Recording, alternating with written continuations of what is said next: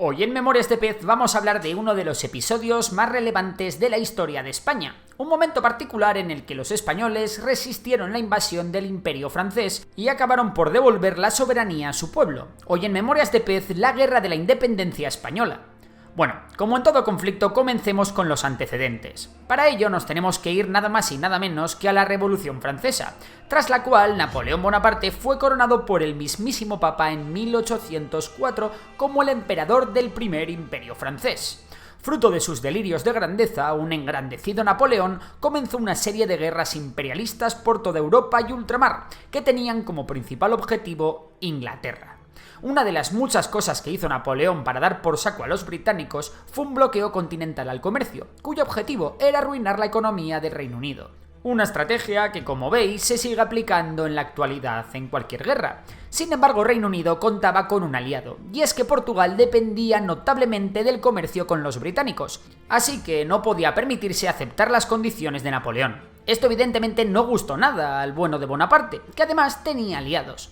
Resulta que en 1796 el primer ministro de España, Manuel Godoy, selló la firma del Tratado de San Ildefonso, un tratado que se daba entre la Convención Nacional Francesa y la Corona Española de Carlos IV, y que establecía una alianza militar conjunta contra Gran Bretaña.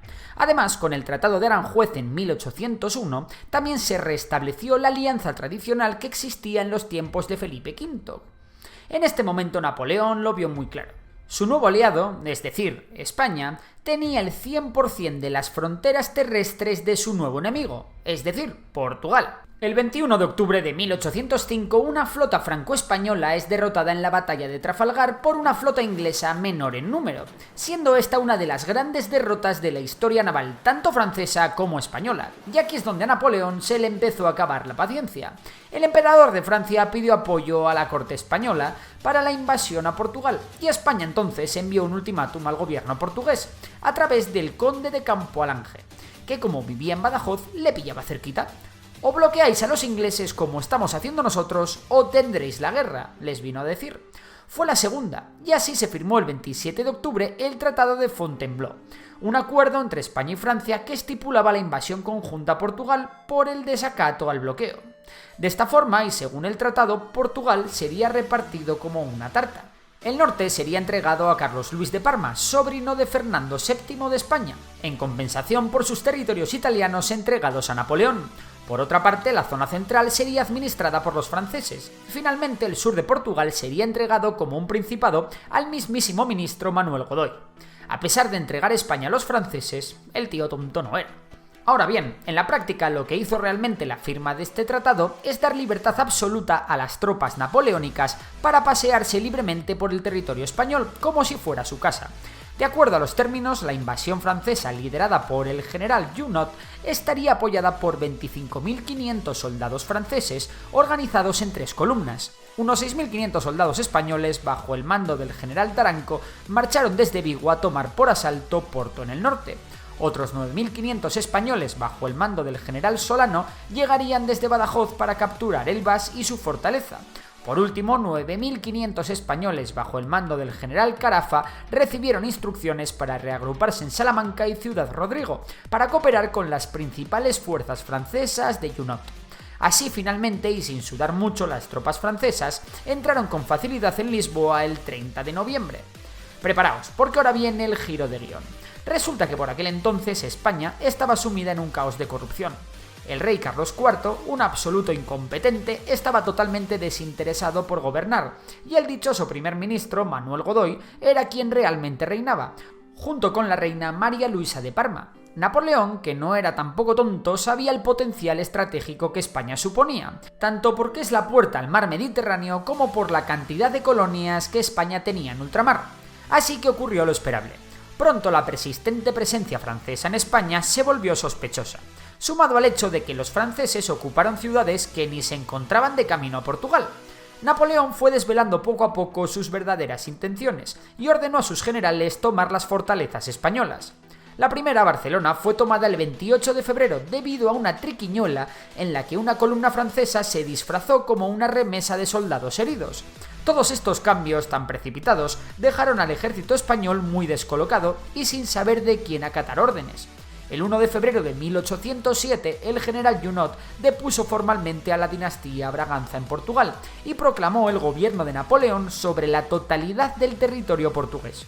No hubo reparto de tarta como estaba previsto, todo fue para Francia. Mientras tanto, se corrió la voz de que la familia real, con miedo a los posibles acontecimientos, había huido al palacio de Aranjuez. Esto cabreó a la población, que ya estaba bastante calentita con la situación, y llevó a la multitud liderada por el partido fernandino a asaltar el palacio de Godoy y trasladar a este a gorrazos al cuartel. Fue así como el rey Carlos IV abdicó en Fernando VII, que resultó ser un sucesor igual de malo que el anterior. Este evento es conocido como el Motín de Aranjuez. Ante los problemas de la monarquía española y las peleas en la corte española, Napoleón invitó a París por separado a Carlos IV y a su hijo Fernando VII para escuchar sus planteamientos. Tanto padre como hijo necesitaban el apoyo de Napoleón, Carlos para recuperar el trono y Fernando para legitimar su posesión. Así Fernando VII estableció un consejo de regencia que gobernase en su ausencia y partió a Bayona bajo la promesa de ser reconocido como el legítimo rey de España. Carlos IV, por su parte, el padre de Fernando VII, llegó a Bayona junto a su esposa y fueron agasajados por Napoleón como los verdaderos reyes de España. Pero seamos serios, a estas alturas de vídeo ya sabréis que ni Carlos IV ni Fernando VII tenían muchas luces.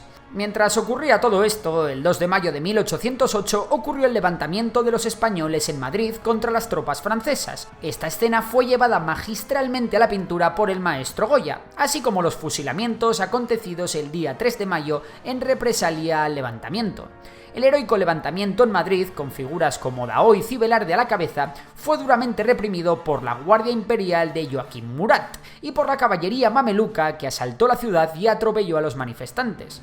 Mientras tanto, en Bayona volvió a ocurrir lo evidente. El 5 de mayo de 1808, Napoleón se rebeló contra España y al final la corona ni para uno ni para otro.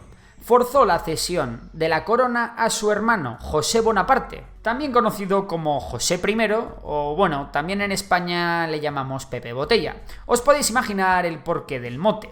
El levantamiento contra los franceses partió de las clases populares y empezó como una serie de motines casuales que se fueron repitiendo a lo largo del país cada vez más coordinadamente.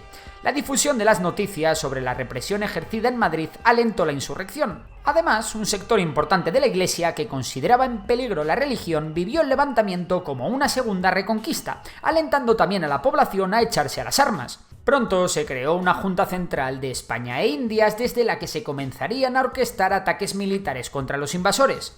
La guerra comenzó y se desarrolló en varias fases en las que ambas partes tomaron la iniciativa.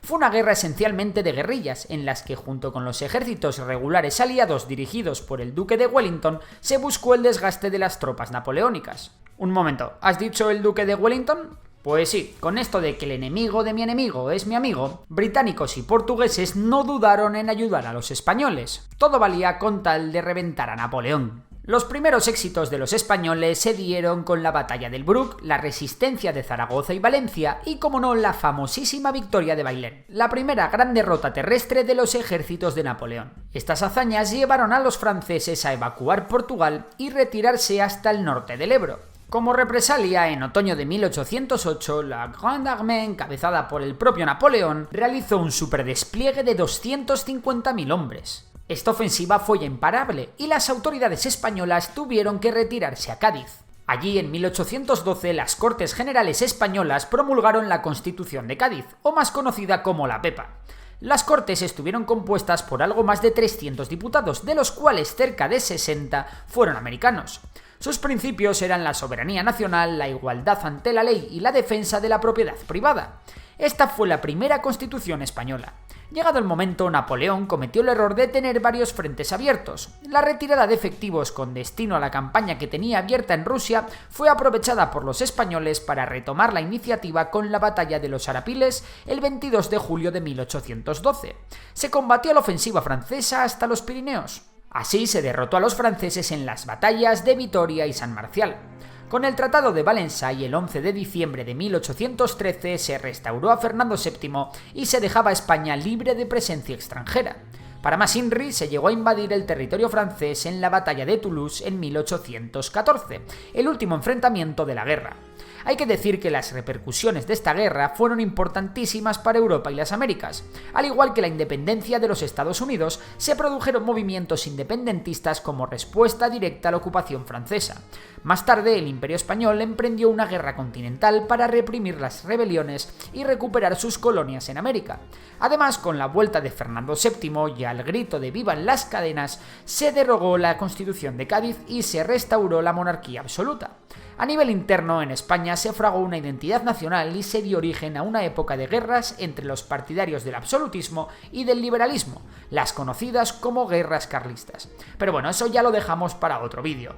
Por último, decir que las guerrillas españolas fueron claves para la victoria. En ellas participaron cerca de 60.000 miembros. Las guerrillas, bien armadas y avitualladas por los británicos, hacían pequeños ataques contra el aparato logístico francés y causaron una sangría imparable de bajas. Los guerrilleros más famosos fueron algunos como el cura Jerónimo Merino, más conocido como el Empecinado. Otro muy importante fue el Charro, o también el Marquesito, o el Pastor. Todos ellos contribuyeron a la derrota francesa. Bueno, y por mi parte esto es todo. Si te ha gustado el vídeo ya sabes que puedes darle a like, suscribirte y si te gusta la economía, seguirnos en Memorias de Tiburón. Por lo demás, un saludo y hasta la próxima.